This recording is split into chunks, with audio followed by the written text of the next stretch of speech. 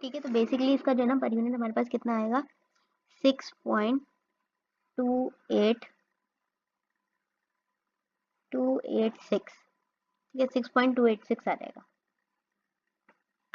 Per unit आ गया। अब हम क्या करेंगे, अब देखें हमारे पास टोटल कितने थे,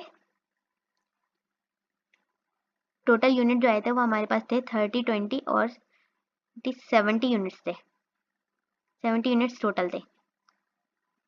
ठीक है, इसमें से हम इशू कितने करेंगे, इशू में देखें 25 प्लस 35, तो मतलब टोटल 60 यूनिट्स हम क्या कर रहे हैं, इशू कर रहे हैं। क्लोजिंग हमारे पास कितनी बचेगी 10 यूनिट्स की। ठीक है, अगेन देखें ऊपर यहाँ पे कंफर्म हो रहा है 10 यूनिट्स की। इशू की कॉस्ट किस तरह निकलेगी, इशू की कॉस्ट इस तरह निकलेगी कि 60 मल्टीप्लाई बाय पर यूनिट की हमने निकाल ली थी 6.286। ठीक है, इशू की कॉस्ट हमारे पास आ गई 60 इंटू 6.286, ये आएगी हमारे पास $377.16।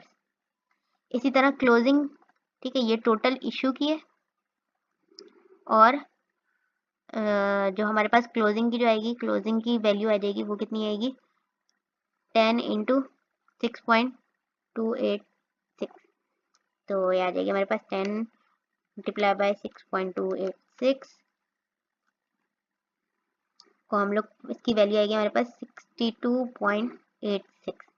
ठीक है, तो इसमें इसमें इजी है कैलकुलेट करना, लेकिन स्टिल डिफरेंट वैल्यूएशन मेथड इस्तेमाल होता है। अच्छा, पीरियोडिक वेटेड एवरेज किस तरह इस्तेमाल हो सकता है, जैसे फॉर एग्जांपल किसी दाल के स्टोर पे हम लोग जा रहे हैं, किसी किराने के स्टोर पे जा रहे हैं, किसी जनरल स्टोर पे जा रहे हैं, तो वहाँ पे जो दालों का हिसाब होता है और या चावल का हिसाब होता है, तो वो किस तरह होता है कि वो पुरानी वाली और नई वाली दोनों मिक्स कर देते हैं। अब जब दोनों मिक्स कर देते हैं तो जाहिर सी बात है जो पुराने यूनिट्स थे और जो नए यूनिट्स थे वापस में मिक्स हो गए, तो उसके लिए क्या इस्तेमाल होगा, बेसिकली वेटेड एवरेज को इस्तेमाल होगी। अब वो डिपेंड करता है कि वो पीरियोडिक पे करते हैं या क्यूमुलेटिव पे करते हैं, जो कि हमारा है नेक्स्ट और लास्ट वैल्यूएशन मेथड।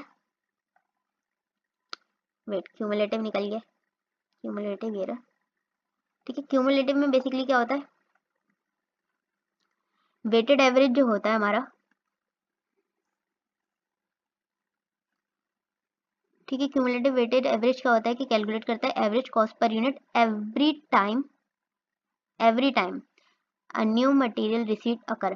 ठीक है, क्यूमुलेटिव बेसिकली क्या करता है, जैसी ही रिसीट होती है ना वो कैलकुलेट कर लेता है एक एवरेज, फिर अगेन हम इशू करेंगे, फिर अगर हम दोबारा परचेस करते हैं तो वो दोबारा जो रिमेनिंग जो रिसीट है हमारे पास उसका दोबारा उन दोनों को मिला के दोबारा एक एवरेज कैलकुलेट कर लेता है बाय डिवाइडिंग टोटल कॉस्ट। अच्छा, ये मैं आगे बताऊंगी किस तरह करना है। This price is use to value all issue to production until another delivery is received.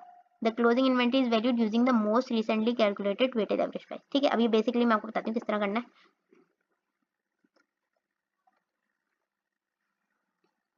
ठीक है, पीरियोडिक का था,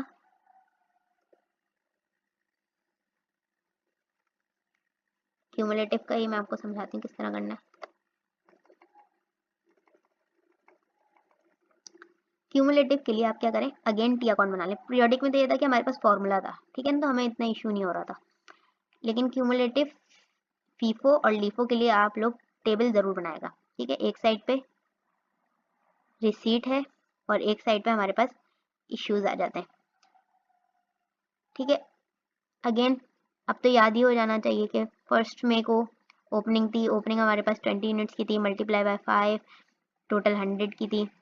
फिर हमने 12 मे को रिसीट करी, रिसीट जो थी वो थी हमारे पास 30 यूनिट्स की, और 30 यूनिट्स जो थे मल्टीप्लाई बाय 6 180 पे थे। ठीक है, अब क्यूमुलेटिव बेसिकली क्या कहता है, जैसे ही हमने रिसीट करी हम लोग वेटेड एवरेज कॉस्ट कैलकुलेट कर लेते हैं। अब वेटेड एवरेज कैसे कैलकुलेट करेंगे, देखिए जो भी रिसीट है उसका हम जो वैल्यू है उसकी टोटल, पहले हम उसका टोटल ले लेते हैं 280, और टोटल यूनिट्स का हम लोग टोटल यूनिट्स निकाल लेते हैं, 50 यूनिट्स है हमारे पास।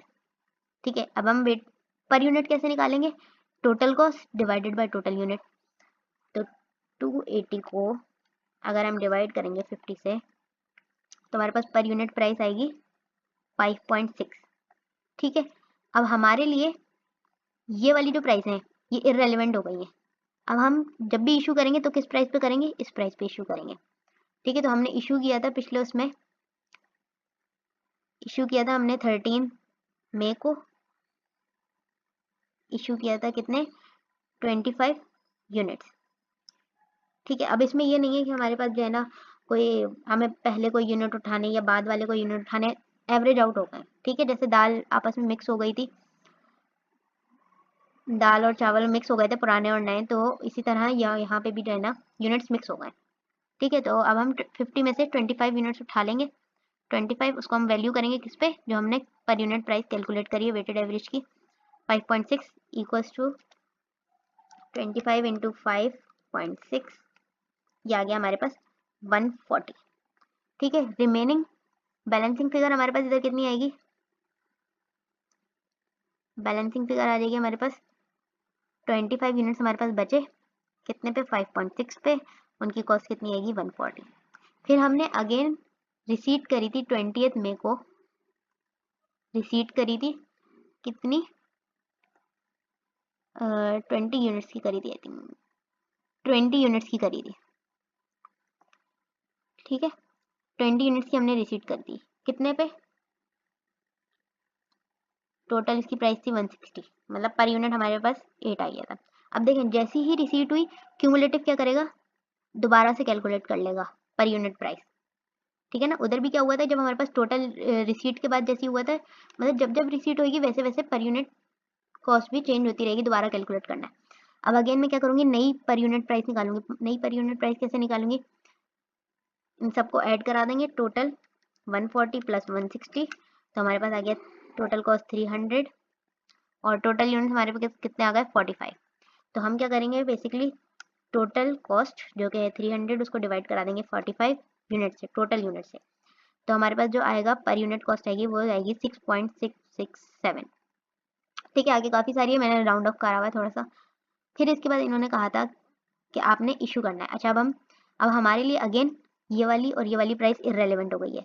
अब हम कौन सी इस्तेमाल करेंगे इशू के लिए, ये वाली। ठीक है, इशू हमने किया था कब, 26 मई को इशू किया था, कितने 35 यूनिट्स। तो हम अब देखें क्योंकि यहाँ पे टोटल आ रहे हैं हमारे पास, पर यूनिट नहीं है, अलग नहीं है कि कौन कौन सी यूनिट इस्तेमाल करने हैं, तो हम यहाँ से टोटल उठा सकते हैं। तो 35 यूनिट्स 45 में से हमने ले लिए, 35 मल्टीप्लाई बाय 6.667, 35 इंटू 6.667, ये आ गया हमारे पास 233.345। ठीक है, इतनी कॉस्ट आ गई कितनी, इशू की, एट 35 यूनिट्स।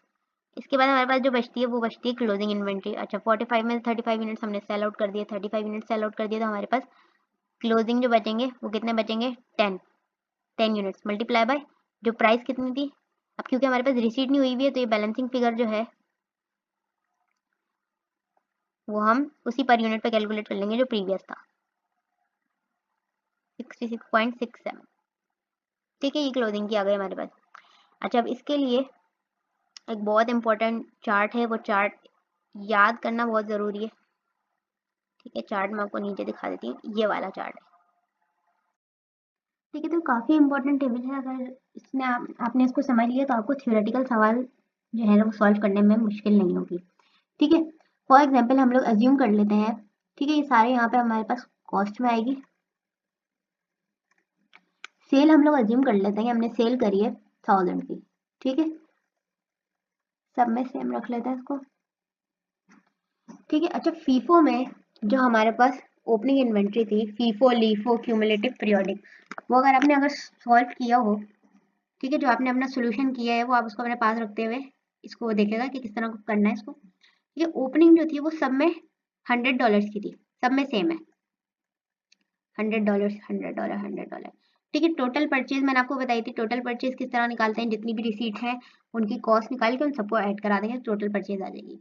ठीक है, फीफो में मैंने बताई थी कैसे कैलकुलेट करनी थी और उसका आंसर आया था 340।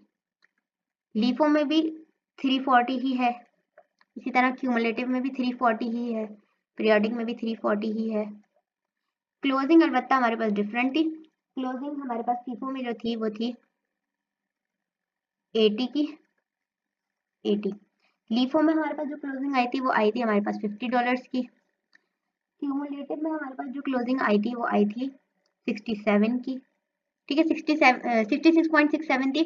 मैंने राउंड ऑफ कर दिया कि थोड़ा सिंप्लीफाई हो जाए। ठीक है, इस तरह पीरियोडिक में जो थी हमारे पास वो थी 63। कॉस्ट ऑफ गुड्स सोल्ड हम लोग कैसे निकालते हैं, आप लोगों को पता होगा कि opening plus purchase less closing, तो हमारे पास कॉस्ट ऑफ गुड्स सोल्ड आ जाएगी। तो हम लोग इसको किस तरह कैलकुलेट करेंगे, तो पहले हमारे पास फीफो के लिए कॉस्ट ऑफ गुड्स सोल्ड आ गई है 360, लीफो के लिए हमारे पास आ जाएगी 390, क्यूमुलेटिव के लिए हमारे पास आ जाएगी 373 और पीरियोडिक के लिए हमारे पास आ जाएगी 377। ठीक है, अब इसमें से हम लोग sale minus cost of goods sold करेंगे तो हमारे पास क्या आ जाएगा, प्रॉफिट आ जाएगा। तो हम प्रॉफिट भी निकाल लेते हैं।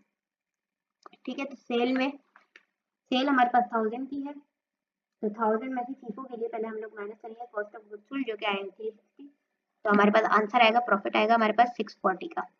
इसी तरह लीफो में हम लोग करेंगे 390, तो हमारे पास आंसर आएगा 610 का प्रॉफिट। फिर हमारे पास क्यूमुलेटिव में क्लोजिंग इन्वेंट्री आई थी 373, तो हमारे पास प्रॉफिट आएगा 627 का। और पीरियोडिक में हमारे पास कॉस्ट ऑफ गुड्स सोल्ड आई थी 377, तो हमारे पास प्रॉफिट आएगा 623 का। ठीक है, इस तरह करना है क्यूमुलेटिव, फीफो और मतलब सारा जो वैल्यूएशन मेथड है उसका आप एक दफ़ा ऐसा चार्ट बना लेगा तो आप लोगों को आइडिया हो जाएगा कि किस तरह जो है हम लोग प्राइस इंक्रीज होती है वैल्यूएशन पे डिपेंड करते हुए। ठीक है, अच्छा ये केस जो है ये है इन्फ्लेशन का केस। पीछे भी मैंने बताया था कि आहिस्ता आहिस्ता प्राइस इंक्रीज हो रही थी हर रिसीट पे, जिसका मतलब इन्फ्लेशन का केस था। इस पूरे चार्ट को देखते हुए आगे का सॉल्व करेंगे, जो कि है कि अगर इन्फ्लेशन हो रही हो तो उसमें चीज़ों पे कैसे इफेक्ट आता है और हर डिफरेंट मेथड पे कैसे कैसे इफेक्ट आता है। ठीक है, तो क्लोजिंग इन्वेंट्री का अगर हम लोग देखें तो इन्फ्लेशन के टाइम पे सबसे ज़्यादा क्लोजिंग इन्वेंट्री किसकी थी, सबसे ज़्यादा क्लोजिंग इन्वेंट्री थी हमारे पास, देखें क्लोजिंग इन्वेंट्री 80, 50, 67 और 60 थी, तो सबसे ज़्यादा 80 पे थी। तो इन्फ्लेशन में 80 पे हमारे पास जो था वो फीफो पे था क्लोजिंग इन्वेंट्री। इन्फ्लेशन में फीफो जो कि 80 थी हमारे पास, ग्रेटर देन है किससे, फीफो के बाद 80 के बाद जो है वो हमारे पास प्राइस रेंज आ जाती है वो किसकी, 67। तो 67 जो क्लोजिंग इन्वेंट्री थी वो हमारे पास किसकी थी, क्यूमुलेटिव की। तो हमारे पास ये आ जाएगा क्यूमुलेटिव। ठीक है, क्यूमुलेटिव जो कि हमारे पास थी 67 ग्रेटर देन। ठीक है, इसके बाद हम लोग देखते हैं किस पे थी, 67 के बाद हमारे पास जो क्लोजिंग इन्वेंट्री थी वो थी 63 जो कि थी पीरियोडिक की। तो यहाँ पर आ जाएगा पीरियोडिक जो कि थी 63 और सबसे लास्ट में सबसे कम क्लोजिंग इन्वेंट्री किसकी थी, लीफो की जो कि थी 50। ठीक है, अब इसको हम किस तरह रीड करेंगे कि ड्यूरिंग इन्फ्लेशन क्लोजिंग इन्वेंट्री जो होगी वो फीफो में हाईएस्ट होगी। ठीक है, क्लोजिंग इन्वेंट्री की जो वैल्यू होगी फीफो में वो हाईएस्ट होगी और लीफो की सबसे कम होगी। ठीक है, फीफो के बाद क्यूमुलेटिव की होगी और उसके बाद पीरियोडिक की होगी और सबसे आखिर में लीफो की होगी। फिर हमारे पास आ जाता है cost of goods sold. Cost of goods sold जो था ड्यूरिंग इन्फ्लेशन वो हाईएस्ट किसकी थी, कॉस्ट ऑफ गुड्स सोल्ड जो थी हमारी हाईएस्ट जो थी वो पीरियोडिक की थी। ठीक है, तो हम कॉस्ट ऑफ गुड्स सोल्ड लिखेंगे पीरियोडिक की थी जो कि थी 377 ग्रेटर देन। इसके बाद हमारे पास था क्यूमुलेट, ओ एक मिनट, यहाँ पे जो हाईएस्ट थी हमारे पास कॉस्ट ऑफ गुड्स सोल्ड वो एक्चुअली में थी ये 390। ठीक है, तो 390 जो था वो था लीफो का कॉस्ट ऑफ गुड्स सोल्ड, जो हाईएस्ट है वो है 390। ठीक है, उसके बाद हमारे पास आ जाती है 377 जो कि थी पीरियोडिक की। पीरियोडिक थी हमारे पास 377। ठीक है, ग्रेटर देन 373 ये था हमारे पास cumulative, greater than 1 minute 377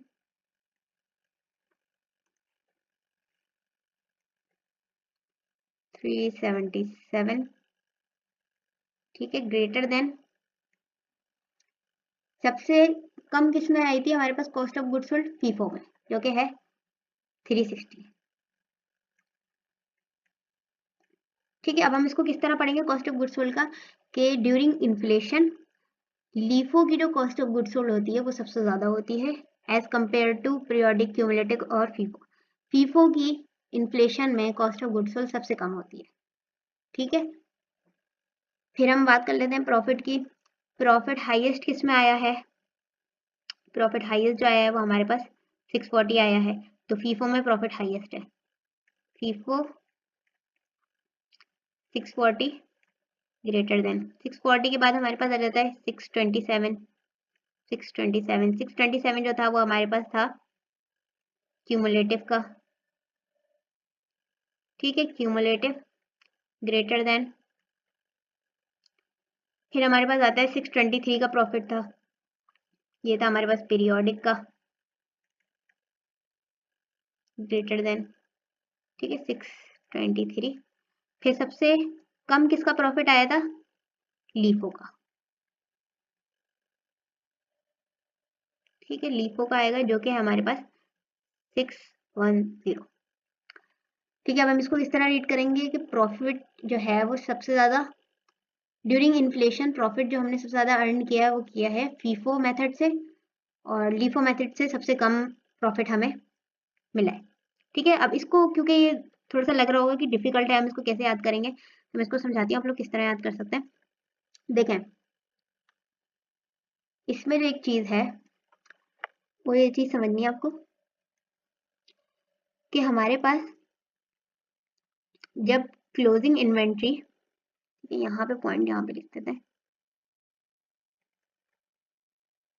closing inventory जो है उसका रिलेशन जो है कॉस्ट ऑफ गुड्स सोल्ड के साथ वो है इनवर्स।